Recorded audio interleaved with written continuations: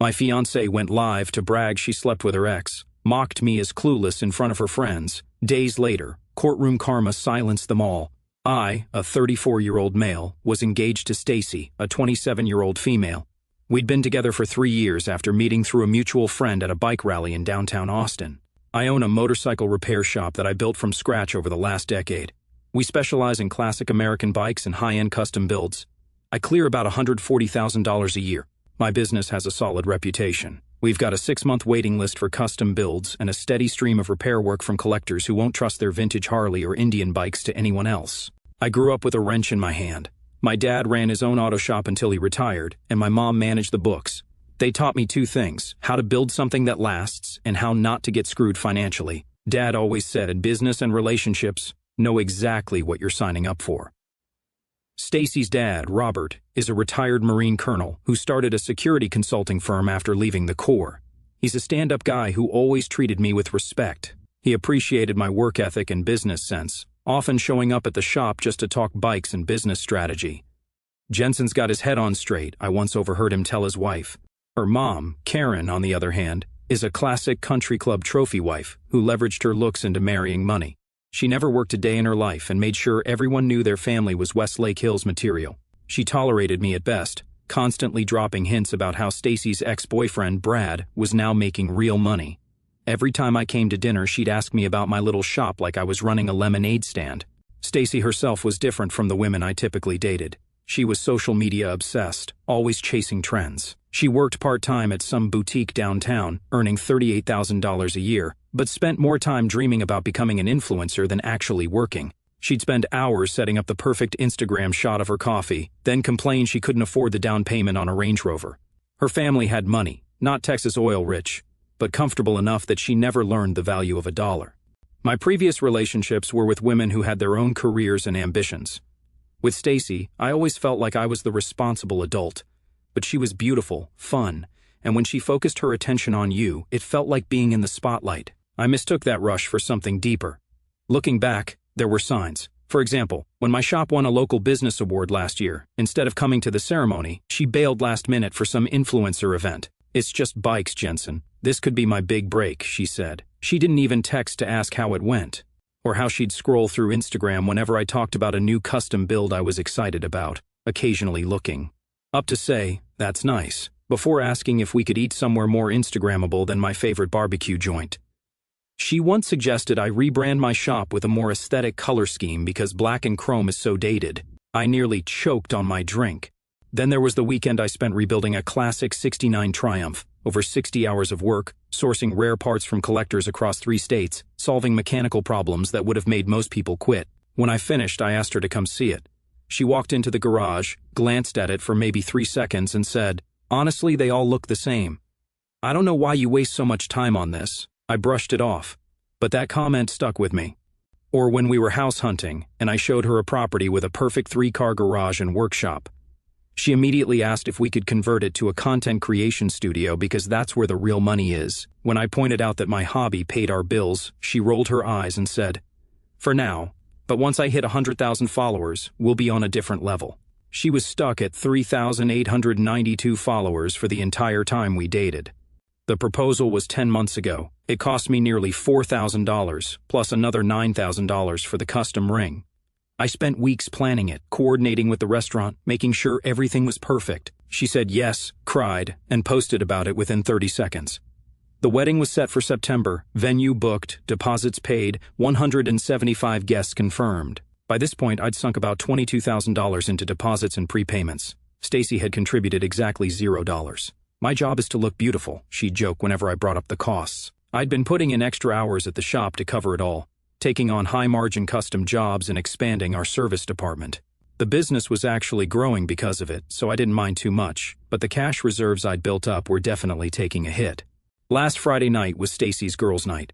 I was at home working on blueprints for a custom Indian chief build, half watching the Spurs game, when I noticed her friend Taylor had gone live on Instagram. The stream was titled Bride Tribe Confessions.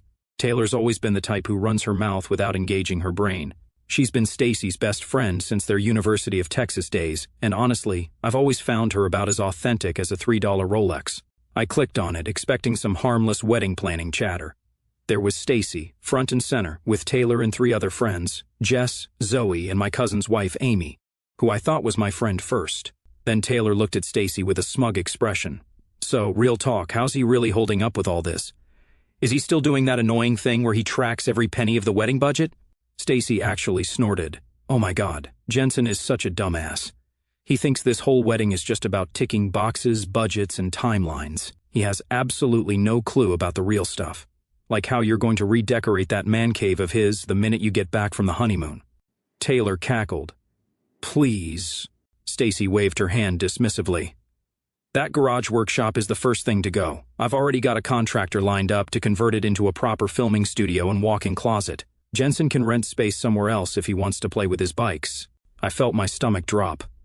That workshop was my sanctuary, built with my own hands, wired exactly how I needed it, with specialized equipment and storage systems I designed myself. Zoe chimed in with her perfectly practiced, concerned expression. I just worry that you're settling, Mel. You always talked about marrying someone more ambitious, more on your level socially. Honestly, sometimes I think he's more in love with his stupid bikes than me. Stacy slurred slightly. But whatever. He's easy to manage, and he's got a good income, so that'll fund the house I want in Westlake Hills and the trips to Europe I've been planning. Once I've trained him properly. Jess leaned forward with a predatory grin. That's exactly why I told you to lock it down. My aunt married a plumber, total bore, but he's loaded now with 3 locations. You just smile, nod at their boring shop talk, and enjoy the financial security. He's completely whipped, girl. You've got that man wrapped around your little finger. Taylor said, remember when he wanted to use some of the wedding budget for that motorcycle charity thing, and you just had to mention how the bridesmaids would be disappointed with cheaper dresses, and he folded immediately? That charity was for veterans with PTSD who use motorcycle restoration as therapy. I'd wanted to donate $2,000 and volunteer my time. I'd given in because Stacy made it seem so important to her that the bridesmaids have the perfect dresses. Now I was hearing it was all manipulation. Pretty much, Stacy opined. He's so boring and predictable, so safe, he'd never suspect anything. Thinks I'm just his perfect princess. Speaking of not suspecting anything, Taylor prompted with a sly grin. Stacy giggled, leaning in like she was about to share a state secret. Jensen is so freaking clueless. I met up with Brad 2 weeks ago when Jensen was at that parts expo in Dallas. The girls gasped dramatically, except Amy, who suddenly found her wine glass fascinating. You did not sleep with Brad, Zoe squealed. Stacy's face said it all. Maybe. And maybe it wasn't the first time since Jensen and I got together. Holy cow, girl, Taylor high-fived her. And Jensen has no idea. None. He's too busy to notice anything. Brad's been texting me the whole time I've been with Jensen. It's not serious or anything, but the sex is way better, and Brad actually knows how to have fun. Amy, noticeably uncomfortable, tried changing the subject. The venue is really beautiful, though. Jensen seemed excited about the... What a complete idiot, Stacy interrupted, and they all roared with laughter, all except Amy. I didn't feel anger, just clarity, like someone finally turned the lights on in a dark room I'd been stumbling around in for 3 years. Every red flag I'd ignored, every compromise I'd made, every time I'd silenced that voice in my head saying something wasn't right, it all made perfect sense now. I was never her partner. I typed in the live chat under my actual account name, good to know what you really think. The comments were flying by, but Taylor saw it first. Her eyes widened. Stacy, she muttered, pointing to the screen. Stacy leaned in, squinting. Her smile froze, then pure panic took over. Her face went white. I typed again, Stacy, since you're sharing with everyone how much of a dumbass I am, let's be clear. The wedding is off. Engagement over. Find someone else's income to fund your Westlake Hills dreams. Brad can pay for it. She fumbled with her phone, trying to end the live stream. Taylor, stop it. End the stream. The last thing I saw before it cut off was her face, pure horror, staring at her friends, who looked equally stunned. Amy looked directly at the camera and mouthed, I'm sorry, before the screen went black. My phone immediately lit up, Stacy and Taylor both calling and texting. I put my phone on airplane mode. I took the ring and locked it in my safe. I sat down and made a list of everything I needed to handle: legal protection, financial separation, securing property, notifying vendors, and dealing with housing. I've always been methodical, and this was no different. No point getting emotional when there's work to be done. 40 minutes later, my doorbell rang. Stacy stood there, mascara running down her face, looking like a raccoon caught in headlights. Her mom, Karen, was right behind her, looking like she was ready to demand a manager. Jensen, please. Stacy's voice cracked. It was a joke, just stupid girl talk. We were all just being silly. It didn't mean anything. Karen stepped forward, adjusting her blouse. Young man, you have humiliated my daughter over some meaningless female bonding. You can't just call off a wedding over something so trivial. Do you have any idea what people will say? I leaned against the doorframe, arms crossed. Was it a joke when you called me a dumbass? Was it a joke when you said I was easy to manage, that my only value was funding your lifestyle? Was sleeping with Brad a joke too? No, I mean, yes, I said those things, but it was Taylor egging me on and the wine, and you know I love you, and I didn't sleep with Brad. I was just making stuff up to sound cool. Right, because that's what people in committed relationships do. Brag about fictional affairs to impress their friends. I don't think you do, Stacy, and I definitely don't love the person I just saw in that video. This is ridiculous, Karen cut in. We have deposits paid, a $23,000 venue, guests invited from out of state. You are going to fix this, Jensen. I won't have my daughter humiliated. I laughed. Couldn't help it. Karen, your daughter just publicly announced her plans to use me as her personal ATM and bragged about cheating on me. There's nothing to fix here except the mistake I made proposing to her in the first place. You don't understand, Karen hissed. My daughter has a certain position to maintain. Her friends all know about the wedding. How do you think this makes her look? Like someone who got caught showing her true colors, I replied. Not my problem. Stacy started sobbing harder. My dress cost $6,800. The venue is perfect. My friends all saw. You've ruined everything. You did that yourself. If you want someone to blame, find a mirror. Karen stepped closer, jabbing her finger at me. If you think Robert will let you walk away from this commitment, you're wrong. He's on his way here now. Great. Can't wait to hear what he thinks about his daughter cheating on me and calling me a dumbass in front of the whole internet. I told them to leave. Karen kept threatening. It didn't concern me. I'd done nothing wrong, and I had video evidence of Stacy's comments and admission of cheating. Eventually, they left, but not before Karen promised this wasn't over. My phone kept lighting up with texts from her friends, some angry, some explaining what she really meant. I captured screenshots of everything for documentation. When dealing with people like this, evidence is your best defense. I turned my phone back on just to text my best friend Ryan, wedding's off, need a place to crash. Within 10 minutes, he was at my door with a duffel bag for me and his spare key. I don't want to be here when she comes back, I told him. And she will come back. Damn right she will, Ryan said. What the hell happened? I showed him the screen recording I'd made of the live stream. Jesus Christ, dude, what a snake. He handed me a drink. Pack your stuff. You're staying with me until we figure this out. I grabbed my important documents and essential stuff. I made 2 calls that night from Ryan's place, one to my lawyer, Sarah, and one to a locksmith to change all the locks first thing in the morning.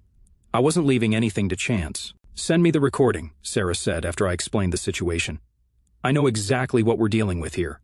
She wasn't just my business attorney, but had handled her fair share of nasty breakups. She'd helped a buddy of mine when his ex tried to claim part ownership of his construction business, despite never contributing a dime. Just as we were about to leave, Robert showed up alone, his expression grim, his military bearing evident even in civilian clothes. Jensen, he said, his voice level. Got a minute? I nodded, gesturing for Ryan to wait in the car. Robert and I stepped onto the porch. I saw the video, he said bluntly. Karen showed it to me, thinking it would make me come down on Stacy's side. He shook his head. She was wrong. I didn't know what to say to that. I've always respected you, Jensen. You remind me of myself at your age, building something real, working with your hands, honest to a fault. I raised Stacy to be better than this. His jaw tightened. Whatever happens next, I want you to know I don't blame you. He put his hand on my shoulder. Do what you need to do. I've got my own mess to sort out. As he turned to leave, he paused. And for what it's worth, I'm sorry, truly. The next morning, I met with Sarah at her office downtown. She'd already reviewed the video and drafted initial paperwork before I arrived. Smart lawyer. Sarah explained we needed to focus on 2 priorities: protecting me and my business from harassment and untangling any financial entanglements before they became problematic. She laid out several documents across her desk as she spoke. We need to document everything, every call, text, and encounter, she said. Texas being a one-party consent state means you can legally record any interactions. If Stacy shows up, we'll file for a temporary restraining order based on harassment, with the video providing solid grounds. Halfway through my conversation with Sarah, Diego called from the shop. He told me Stacy and Karen were making a scene at my shop, yelling at customers and demanding I come out to fix this mess. He'd asked them to leave twice, but Karen was now threatening to call the Better Business Bureau. I told Diego I was on my way, keeping him on speaker so Sarah could hear the situation developing in real time. I asked if she wanted to witness this firsthand. Absolutely, she nodded. This will strengthen our case. When we arrived at my shop, Stacy and Karen were still there. Stacy crying, Karen demanding I come out and take responsibility for destroying her daughter's life. My shop manager, Diego, who's been with me since I opened the place, was standing between them and the workshop area, preventing them from entering the restricted zone with active equipment. Ma'am, I've already told you that Mr. Thompson is not available. This is a place of business. If you don't leave, I'll have to call the police, Diego said. Don't you dare threaten me, Karen was careening. Do you have any idea who my husband is? Someone who's about to be very embarrassed when the police arrive, Diego replied calmly. I spotted 2 customers watching uncomfortably from the waiting area, while another had pulled out his phone and was recording the scene. Great, just what I needed, a viral video of a domestic dispute. Sarah stepped forward. Miss Parker, Mrs. Parker? I'm Sarah Michaels, Mr. Thompson's attorney. You are currently trespassing on private property and harassing the employees and customers of this establishment. Karen turned, eyes narrowing. He already has a lawyer? Well, that proves he was planning to abandon my daughter all along. No, ma'am, Sarah replied evenly. It proves he's responding appropriately to harassment. I strongly suggest you both leave immediately. Any further communication should go through my office. She handed Karen her business card. You can't be serious, Stacy said, looking at me pleadingly. Jensen, tell her we don't need lawyers. We can work this out. The time for working things out was before you publicly humiliated me and admitted to cheating, I said quietly. Please leave my shop now. You heard him, Diego added. And just so we're clear, I've already called the police. They should be here any minute. That got their attention. Karen grabbed Stacy's arm. Come on. We're not done with this, but we're not doing it here. Diego, who'd been with me since I opened the place, just shook his head afterward. Boss, I've seen guys drop their bikes at 80 miles per hour and walk away with less damage than what you just dodged. That incident sealed it for me. I wasn't going to wait for this to escalate. I'd already sent Sarah the complete recording of the live stream, plus videos of Stacy and Karen's shop meltdown, courtesy of my security cameras. This is textbook harassment, Sarah said during our meeting that afternoon. Given what I'm seeing, we need to move straight to legal protection. Let's file for a restraining order immediately. I nodded. Do it. I know how these things go. She's not going to back off peacefully. Sarah was already typing notes. Smart move. I'll file the paperwork today. Back at the shop, I gathered my 5 employees for a quick meeting. Some of you saw what happened earlier. Stacy and I are no longer together. She might cause problems. If they show up here, do not engage. Call me and call the police. Diego nodded. Already briefed the guys while you were gone. We've got your back. I spent the rest of the afternoon doing damage control with clients who had witnessed the scene, giving them discounts on labor, offering priority scheduling, anything to counter the negative impression. Most were understanding. A few even shared their own horror stories about bad breakups.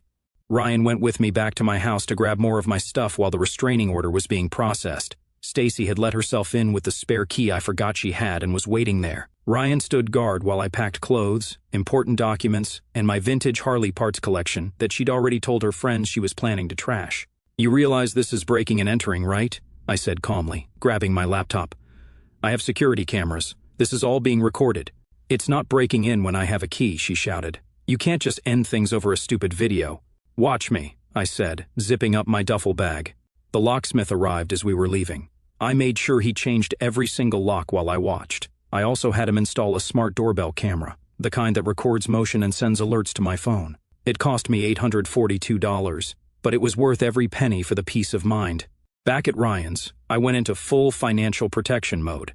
I canceled every shared account, removed her as an authorized user from my credit cards, changed all my passwords, and set up fraud alerts on my accounts. I knew enough about breakups to know that money is often the first target. I also started calling vendors to cancel wedding arrangements.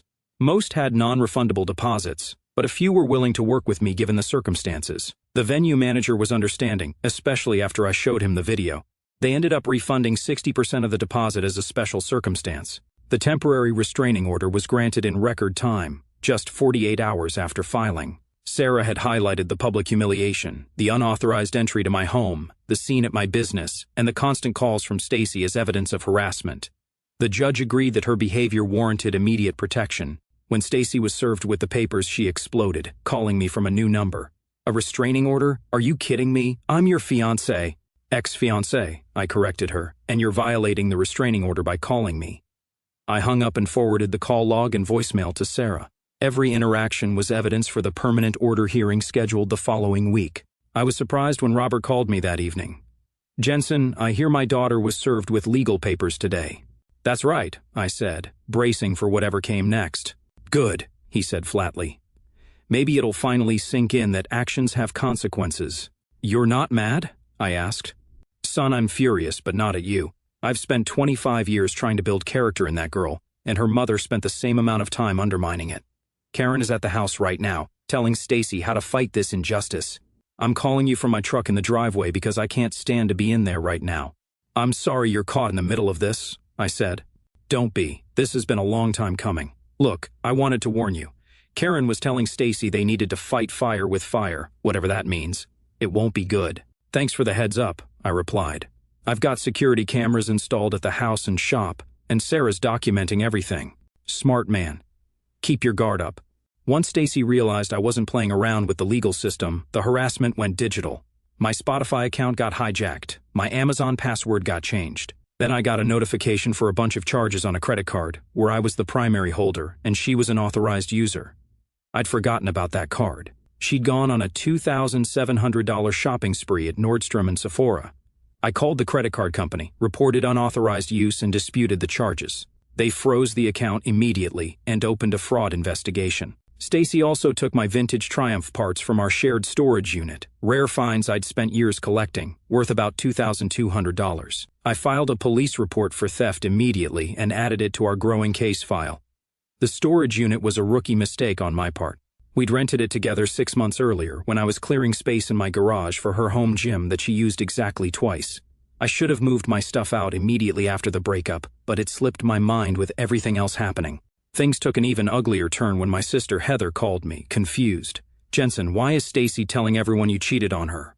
Her friend Zoe just texted me, asking if I knew about your affair with someone at the shop."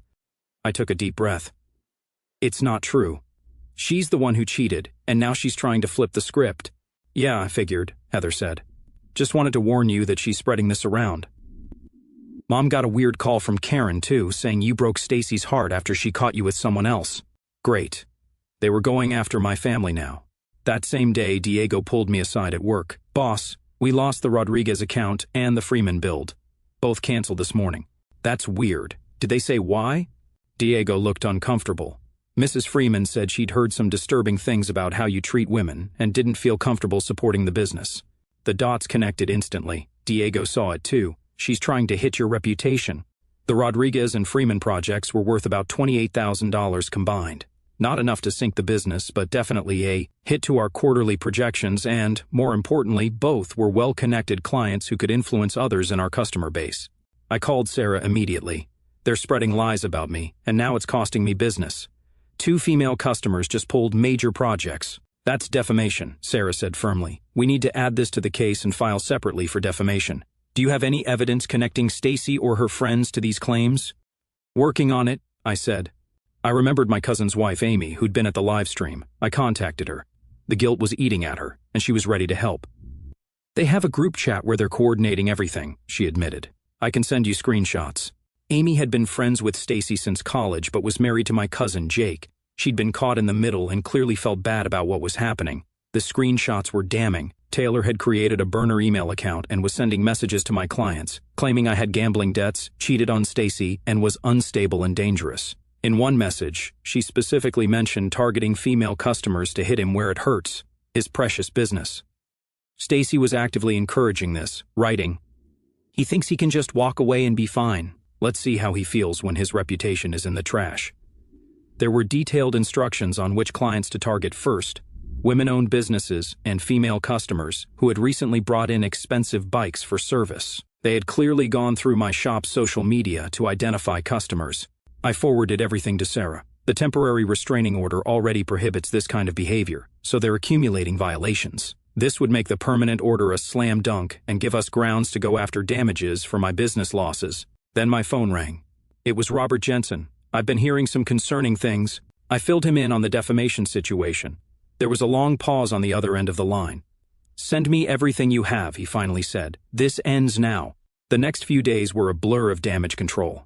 I personally called every female client in our database, explaining that there were false rumors being spread by my ex-fiancée. Most were understanding, a few were skeptical, but at least I'd gotten ahead of the story. Diego came up with the idea of hosting a customer appreciation day at the shop. We offered free basic maintenance checks, discounted oil changes, and catered food from a local barbecue joint. It cost about $1,500, but brought in most of our regular customers and helped counter the negative whispers. Several people told me they'd received strange emails but hadn't believed them. 2 days before the hearing, I received a formal letter from Stacy's lawyer, John, offering to settle the matter amicably. If I would drop my restraining order request and defamation claims, Stacy would agree not to pursue her own claims of emotional distress and invasion of privacy. I forwarded it to Sarah, who called me, laughing. Invasion of privacy for recording a public live stream? And emotional distress for what, exactly? Being caught saying awful things about you? This is desperate posturing. They know they have no case. The hearing for the permanent restraining order and the preliminary defamation case was scheduled just 1 week later. Sarah had expedited everything, arguing that the ongoing business damage warranted immediate action. Stacy showed up, looking like she was auditioning for the role of martyred saint, all teary-eyed in a conservative outfit I'd never seen her wear before. Gone were the designer jeans and crop tops, replaced by a modest navy dress that probably came straight from Karen's closet. Karen was there, scowling at me from the moment I walked in, as if I was the villain in this story. Taylor was there too, smirking from the back until the judge told her to sit down and be quiet or be removed. What I didn't expect was Robert sitting on my side of the courtroom, stone-faced and ramrod straight in his perfectly pressed suit. He gave me a slight nod when I walked in.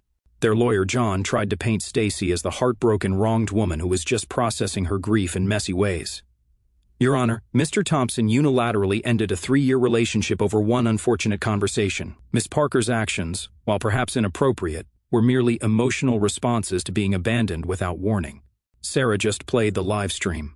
Then she presented the security footage from my shop, the documentation of the unauthorized credit card charges, and Amy's sworn testimony about the defamation campaign. The screenshots from the group chat were particularly damning. When the judge saw Taylor's message about making sure all his female customers know what a creep he is, his expression hardened. Your Honor, Sarah continued, my client took immediate legal action rather than retaliating. He sought proper protection, while Miss Parker and her associates launched a coordinated attack on his reputation. She submitted affidavits from clients who'd canceled projects after receiving anonymous emails with false claims, plus documentation of disputed credit card charges and the theft report for my motorcycle parts. Karen leaned forward, whispering furiously in John's ear. He looked uncomfortable but stood up. Your Honor, we'd like to introduce a character witness for Miss Parker. Her father is present and would like to speak on her behalf. The judge nodded. Mr. Parker, please step forward. Robert stood, but instead of approaching their table, he walked to the center of the courtroom. Your Honor, I came here today to speak the truth, not to defend the indefensible. My daughter and her mother believed I was here to support them, but I cannot in good conscience do that. Karen gasped. Stacy's eyes went wide. I've known Jensen for 3 years. He's honest, hardworking, and has always respected my daughter.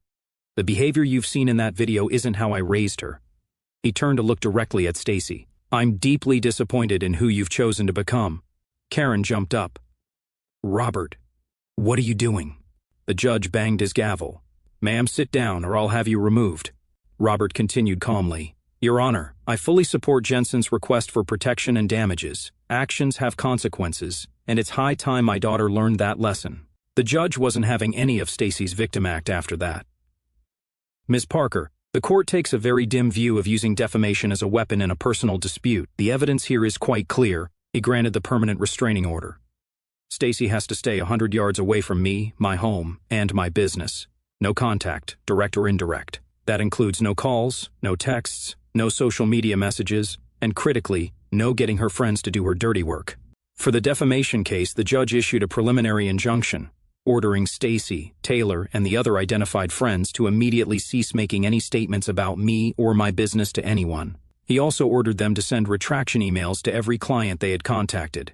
Counselor, the judge replied coldly, your client has shown a pattern of harassment, made unauthorized charges, trespassed, disturbed his business, and coordinated defamation. If anything, Mr. Thompson showed restraint by not pursuing criminal charges. The order stands. The look on Stacy's face was pure shock. Karen was sputtering about appealing and blaming everyone but her daughter. Taylor looked like she'd swallowed a wasp. When we exited the courtroom, Sarah turned to me with a satisfied nod. The defamation suit will continue. We'll be seeking damages for the lost business and punitive damages for the malicious nature of their actions. I'd expect they'll be eager to settle. Robert approached me in the hallway. I shook his hand and thanked him. As we walked out of the courthouse, I mentally calculated my losses so far: $18,000 in non-refundable wedding deposits, a $9,000 ring, which I still had but would likely sell at a loss, $2,700 in fraudulent credit card charges that were still being disputed, $2,200 in stolen parts, and around $28,000 in lost business from the canceled projects, roughly $60,000 total. That didn't include the new locks and security cameras, the legal fees so far, and the incalculable damage to my personal and professional reputation. All in all, this relationship had cost me nearly $70,000, but I thought, how could this have been so much worse if I had married her? Thank God I dodged a nuke, not a bullet. Sarah was right. 3 days later, John called her, offering to settle the defamation case for $15,000 in business damages plus my legal fees. In return, they wanted me to sign an NDA about the live stream. Tell them I'll take the money, but no NDA, I told Sarah. That video was my insurance policy. John came back with a counter, $20,000 plus fees with a limited NDA that only prevented me from posting the video online. I accepted. The final settlement document was signed a week later. It's been 6 months now, and the aftermath is pure karma all around. The restraining order and defamation judgment are now public records. The dream wedding savings are gone, eaten up by lawyers, settlements, and lost deposits. Robert filed for divorce from Karen 2 days after the court hearing, 27 years of marriage over in a heartbeat. Word is, he was done with her enabling Stacy's worst behaviors and made the final decision after seeing the coordinated defamation campaign Karen helped orchestrate. He also cut Stacy off financially. She had to move in with Karen, who's struggling with the divorce proceedings herself. Robert's security firm was worth a lot of money, and Karen signed a prenup back in the day that severely limited what she could claim. I heard through the Austin grapevine that Robert sold their Westlake Hills house and bought a ranch outside of Fredericksburg. Taylor lost her marketing job after her boss, who happens to be an avid motorcyclist and occasional customer in my shop, saw evidence of her campaign against me, including using company time to send those defamatory emails. Turns out, interfering with someone's business is frowned upon by employers who value professional integrity. I moved into a new place across town. It has a better garage setup, more space for my tools and projects, with proper ventilation for painting and mechanical work. Business has been booming since everything went down. I hired 2 mechanics and expanded our fabrication department. We're booked solid for 8 months now, turning away basic service to focus on higher-margin custom builds. Diego, who had my back throughout, is now my business partner with a 15% stake. His investment has accelerated our expansion plans. 2 months ago, Robert stopped by the shop. He handed me a bottle of bourbon and a set of rare Harley cylinder heads I'd been hunting for. "Thought you could use these for that .48 panhead you mentioned," he said, "and figured we could share a drink. No reason 2 good men can't stay friends." I accepted both. We still meet up every other week for drinks and bike talk.